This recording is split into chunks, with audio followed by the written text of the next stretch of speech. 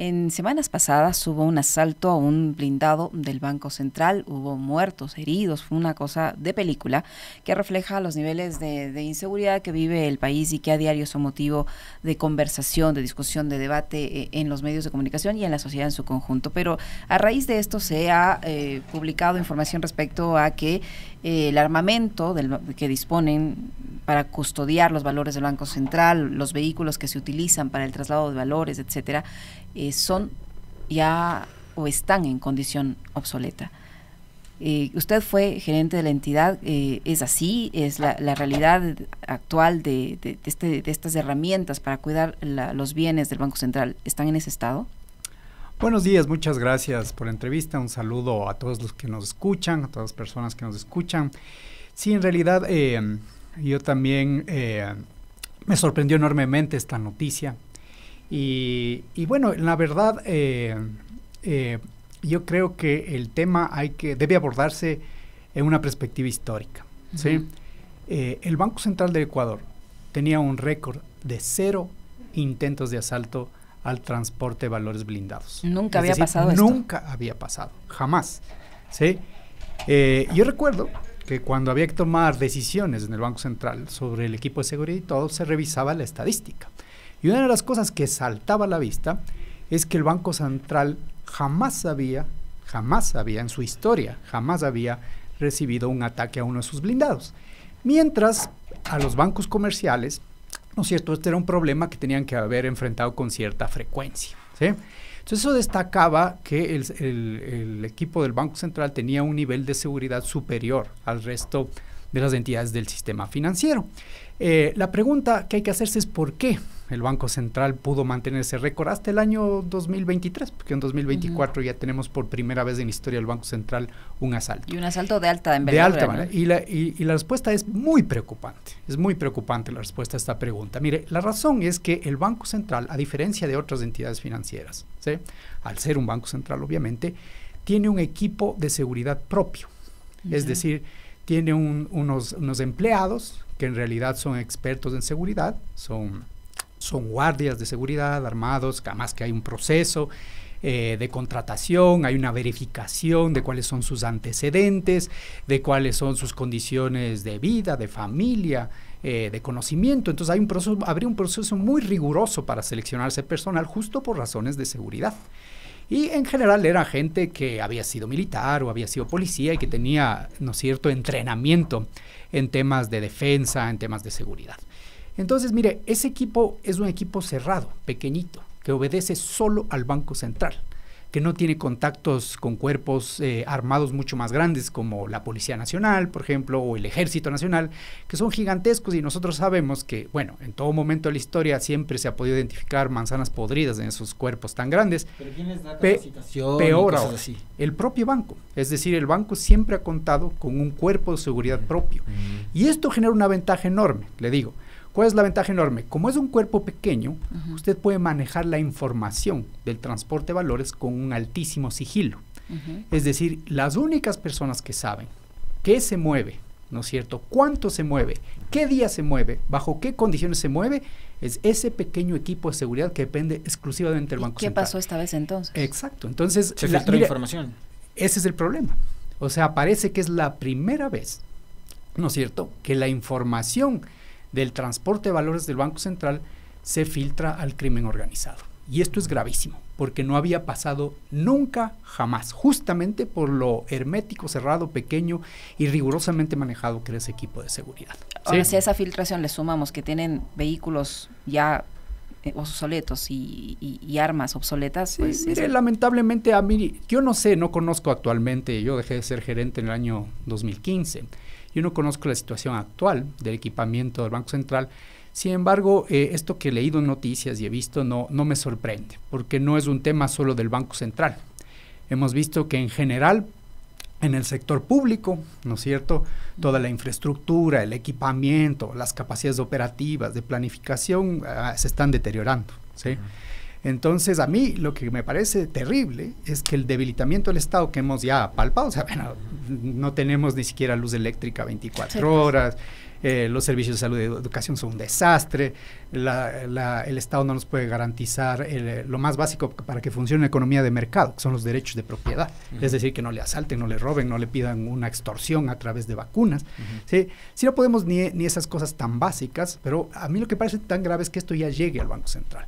Entonces el debilitamiento del Estado llega al Banco Central al punto de que ahora el Banco Central ya no puede garantizar o no pudo garantizar en este año la seguridad del transporte de valores. ¿Sí? Y esto es gravísimo porque verán, hay una diferencia muy grande. Hay mucha información sobre esto que obviamente es delicada y yo soy conocedor de lo delicada que es esa información, entonces hay cosas que se pueden decir públicamente y cosas que no. Pero también es un tema que es de sentido común y cualquiera lo va a entender. Es que la magnitud del transporte de valores que hace el Banco Central no tiene nada que ver con la de los bancos comerciales, ¿ya? Bajo dolarización, el Banco Central tiene una función que es el remesaje y renovación de especies monetarias que se envejecen. Es decir, cuando los billetes se hacen viejitos por el uso, ¿no es cierto?, terminan en manos del Banco Central. Los bancos comerciales, las entidades financieras van y dejan esos billetes en el Banco Central. Y el Banco Central va acumulando esos billetes viejos y luego hace una operación de transporte de valores muy delicada para remesar esos billetes a los Estados Unidos, canjearlos con billetes nuevos y traer la especie monetaria nueva al país. Esas operaciones implican transportes de valores en volúmenes de dinero sustancialmente altos. Que además tiene un costo, ¿no? Sí. Por eso los ecuatorianos deberíamos tratar mejor los billetes. Los billetes y además deberíamos migrar a ocupar formas de pago electrónicas, no físicas, no billetes y monedas. Sí, pero mire, el problema grave, ¿no es cierto?, es que eso en dolarización es inevitable, claro. Y entonces el Banco Central todo el tiempo va a tener que seguir moviendo valores, ¿ya? Y las magnitudes de los valores que mueve son muy importantes. Si esa información se filtra a la delincuencia, al crimen organizado. Economista. Sí, y mire, y es gravísimo porque, vea, si uno ve los hechos que uno conoce por la prensa, porque la verdad yo no tengo más información, ¿no? Pero hablan de más de 20 personas armadas, con fusiles y granadas, con varios camiones y con varias volquetas, ¿sí?, esperándoles en un punto específico. Era todo un operativo. O sea, esto fue planificado, pero economista, usted es grave. Para volver a lo anterior, sí, porque el dato que usted nos da es súper importante, ¿no? Digamos, primero el hecho de entender que el Banco Central cuenta con un equipo propio, ¿no? Que no tiene que ver ni con el ejército, ni con la policía, ni con ningún otro equipo de las fuerzas de seguridad pública, sino que ustedes mismos, digamos el Banco Central mismo, maneja el personal. Ese equipo pequeño, ¿de cuántas personas estamos hablando? Como para, o sea, si es que se filtró, no debe ser muy difícil tampoco a través de la revisión de las comunicaciones, de los celulares, de los correos electrónicos, determinar quién fue el funcionario que filtró. ¿Cuántas personas son las que manejan esa información? Bueno, yo no sé cuántos sean actualmente, pero en la época de ustedes. Pero en mi época estábamos hablando de un equipo de los guardias, ¿no es cierto? Estábamos hablando de un equipo de alrededor de 30 personas, ¿sí? No son muchos. No son muchos. Puede hacer una investigación muy expedita. Verá, déjenme, le explico más detalles tal vez. De quien menos yo sospecharía es de los propios guardias, porque ellos al filtrar la información están jugando su propia vida. Exacto. Entonces ellos no tienen ningún incentivo para filtrar la información, los guardias que van custodiando los valores. El problema es que hay un equipo alrededor. ¿Cómo funciona? Los que coordinan, los que conocen el operativo, quienes dirigen, el personal, digamos, que no es de seguridad, que está alrededor de la operación. Y hay otro problema, verán. El Banco Central obviamente no puede tener un equipo muy grande por temas presupuestarios, también contrata guardias privados, pero jamás los guardias privados entran en estos procesos de transporte de valores, por obvias razones, por seguridad y sigilo. ¿Sí? Sin embargo, los guardias privados que están en el Banco Central pueden observar movimientos. Y mira, ese es el problema, ¿no es cierto? Mira, y es por lo que el Banco Central nunca había tenido un problema, nunca se compartía esta información. Pero si usted empieza, ¿no es cierto?, por ejemplo, a hacerle partícipe, y a mí me preocupa mucho porque el comunicado que saca el Banco Central al día siguiente dice que la seguridad de los valores se coordinó con la policía y el ejército, lo cual ya me llama la atención, ¿no?, porque justo uno de los principios que se llevaba y la razón por la que nunca hubo un atentado de este tipo y un asalto es porque había absoluto sigilo. Mire, si usted coordina, le avisa a la policía, vamos a mover los transportes de valores de tal lugar a tal lugar, ¿sí? Esa información ya no solo está en el Banco Central, sino en la policía. Y en la policía, como usted sabe, o sea, es un cuerpo amplísimo, enorme, donde sabemos que puede haber manzanas podridas, y hoy en día incluso es... hay casos, hay cientos de casos de policías que están involucrados en narcotráfico, en robo de carros, en estafas, en pirámides. Entonces imagínense lo grave que es darle a un cuerpo colegiado tan grande, que además tiene estos antecedentes, datos sobre la seguridad del Banco Central. Entonces a mí me preocupa mucho eso, ¿verdad? Y otra cosa que me preocupa enormemente, cuando leí la nota que salió aquí de Radio Pichincha, es que se va, todavía era hipotético, entiendo que no está confirmado, pero se barajaba la idea de privatizar la seguridad del Banco Central, es decir, de contratar a una empresa privada para entregarle la custodia de la seguridad. Esto sería un error garrafal. ¿Por qué? Garrafal. ¿Por ¿sí? qué? ¿Por qué, porque mire, al ser un proceso de contratación pública, usted tendría que armar una licitación donde varias empresas de seguridad participen, ¿verdad? Y al ser costo eficiente, usted debería escoger la que le dé el servicio adecuado al menor precio, ¿ya? Entonces, la persona que le dé el menor precio va a conocer, ¿no es cierto?, todos los detalles del transporte de valores del Banco Central dentro de su estructura empresarial, que es absolutamente vulnerable a cualquier tipo de intromisión del crimen organizado, como extorsiones, secuestros, amenazas. Entonces sería algo terrible, ¿sí? Yo espero que esto no suceda. Yo creo, sinceramente creo que las autoridades del Banco Central actualmente, con la información histórica que tienen alrededor del Banco Central, lo considerarían un error, ¿sí? Esperemos que así sea y esperemos que esta ola ¿no es cierto?, de privatizar no llegue a esto, donde no funciona una privatización. Vea, una privatización puede funcionar en otros ámbitos, bajo otros ambientes, pero cuando usted maneja, ¿no es cierto?, este tipo de información con los volúmenes de transporte por las características de un Banco Central en dolarización de transporte de valores, requiere ese equipo cerrado.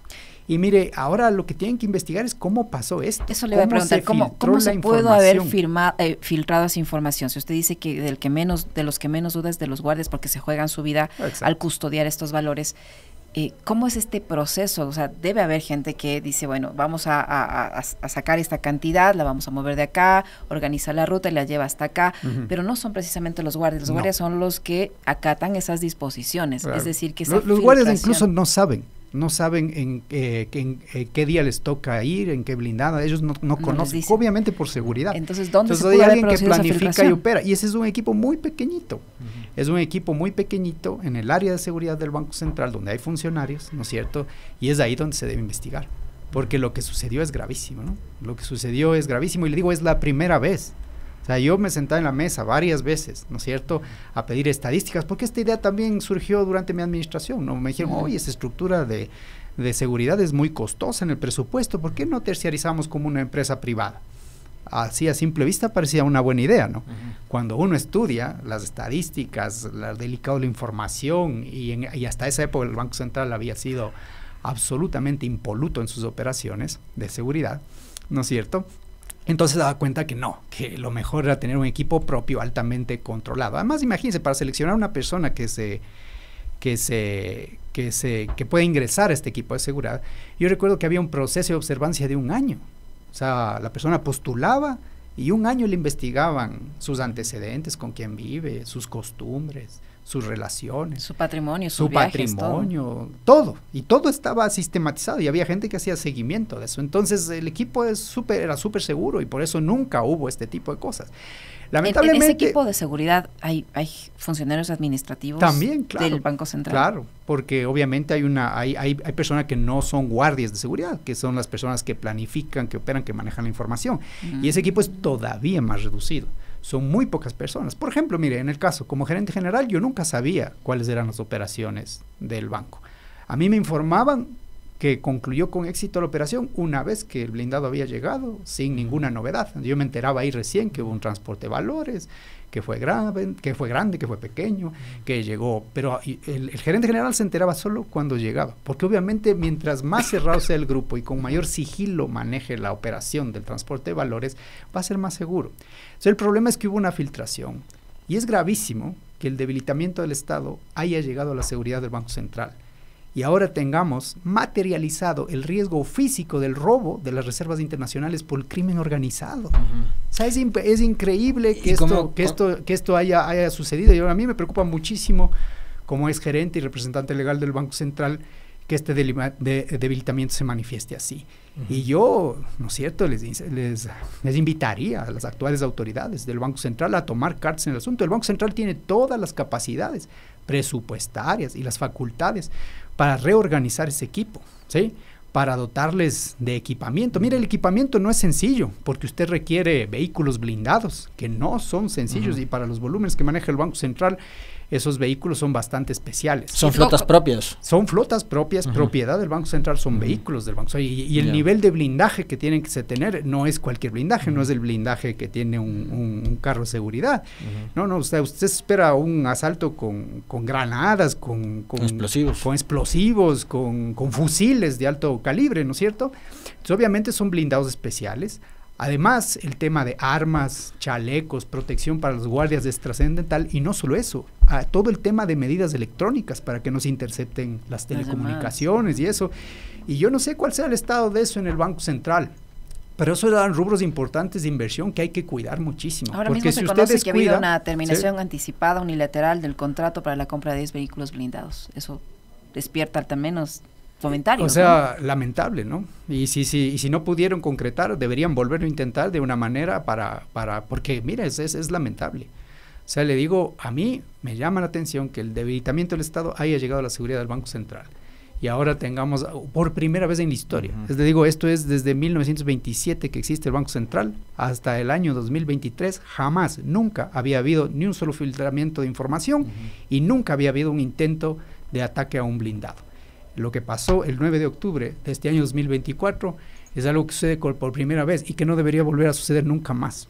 Las autoridades deberían tomar cartas en el asunto, rápidamente investigar dónde se filtró esa información, porque hubo. O sea, nadie organiza 20 personas con 3 volquetas, fusiles y granadas para esperar en la vía que pase alguien. No, hay un equipo de inteligencia. Yo lo escuchaba a un periodista que es muy cercano al gobierno, a Carlos Vera, decir que él conoce que hay un equipo de inteligencia del gobierno que está permanentemente monitoreando las comunicaciones de personas que son críticas al gobierno.